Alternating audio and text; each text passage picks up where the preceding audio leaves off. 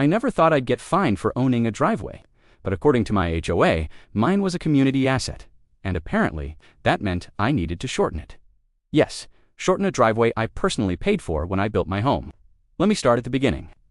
My house sits at the end of a long, curved driveway, about 140 feet from the street to my garage.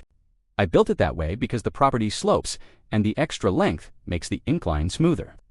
For 8 years, nobody said a word. Then our HOA elected a brand new president, a guy who probably thinks clipboards make him powerful. One morning, I walked outside to find a violation notice taped to my garage door. Driveway exceeds community length standards. Please submit modification plan within 14 days. I laughed, then I realized they were serious. I called the HOA office. The new president, Clark, answered in that classic HOA tone, the one that's a mix of boredom and superiority.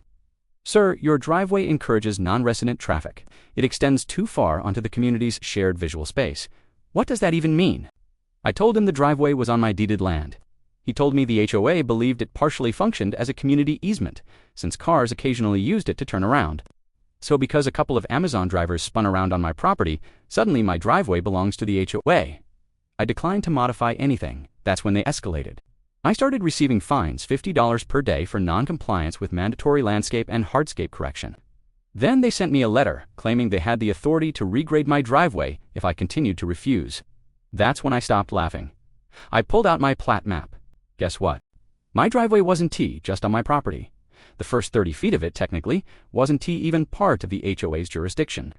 When the subdivision was developed, my parcel kept an independent entrance easement, and that meant I had something extremely valuable: control. So I hired a lawyer and drafted a simple agreement. If the HOA or any of its representatives used the first 30 feet of my driveway to access the neighborhood, including turnarounds, contractor trucks, landscaping vehicles, or board members, they owed me a usage fee. They ignored it. Perfect. Over the next month, I recorded 46 vehicles, board members, HOA hired maintenance trucks, and even the president himself using my driveway to turn around. Then I sent the invoice. $5,750 due within 30 days. Clark called me immediately, furious. He said, "You can't charge us for something that's always been accessible."